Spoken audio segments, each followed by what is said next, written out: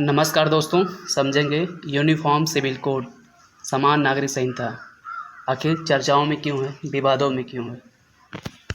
समान नागरिक संहिता यह एक प्रकार के सामान्य कानूनों का एक सेट होगा जिसको भारतीय संविधान के आर्टिकल 44 से लिया गया है।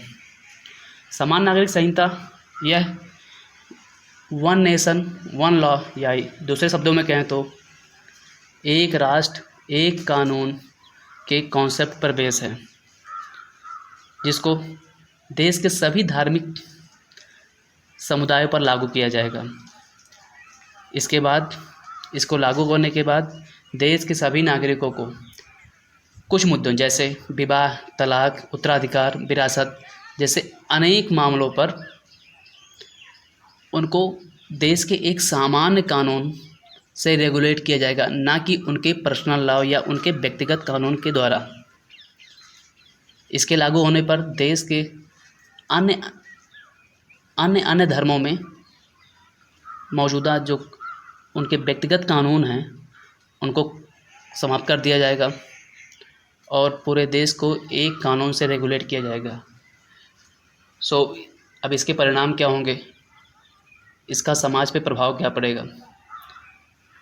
पहला तो ये होगा कि जितने भी धार्मिक विवाद हैं या यूँ कहें कि जो धार्मिक भेदभाव किए जाते हैं, चाहे वो महिलाओं के खिलाफ़ हों, दलितों के खिलाफ़ हों या समाज के अन्य वर्गों के खिलाफ़ हों, उसको समाप्त करने में हमें सहायता प्राप्त होगी। जैसे 3 तलाक जैसे जो कुप्रथाएं थीं उनको ख़त्म करने में हमें सहायता प्राप्त होगा, या जो हाथ से मैला ढोने की जो प्रथा है उसको समाप्त करने में हमें सहायता प्राप्त होगी।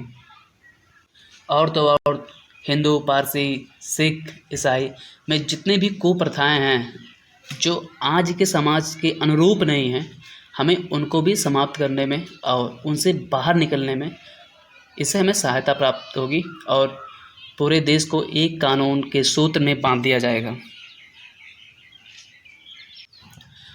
दूसरा सबसे ज़्यादा प्रभाव पड़ेगा इस पे देश के धर्मनिरपेक्ष चरित्र को आगे बढ़ाने में, या यूँ कहें देश का जो सेकुलरिज्म का कॉन्सेप्ट है उसको मजबूत करने में हमको सबसे अधिक सहायता प्राप्त होगी।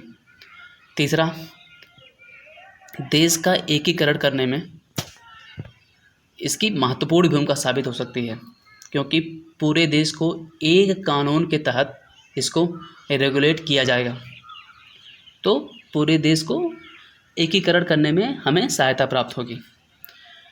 तीसरा जो है, हमें प्रशासन में इससे मदद मिलेगी, क्योंकि पूरे देश में एक कानून से रेगुलेशन होगा, तो जो हमारे लॉ हैं, जो हमारा एडमिनिस्ट्रेशन में लॉ को इम्प्लीमेंट करने में हमें सहायता प्राप्त होगी। जो कानून हमें जम्मू कश्मीर में मिलेगा वही कन्याकुमारी में, वही असम में, वही उत्तर प्रदेश, बिहार, दिल्ली, तो पूरे देश को हम एक कर पाएंगे।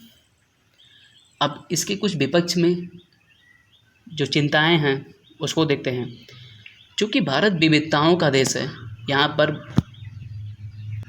अलग अलग कल्चर को मानने वाले लोग रहते हैं, तो एक समान कानून उनके जो ट्रेडिशन है, जो उनके परंपराएं हैं, जो उनके पर्सनल बहुत सदियों से चले आ रहे हैं जो रीति रिवाज हैं, उन पे आघात साबित होगा।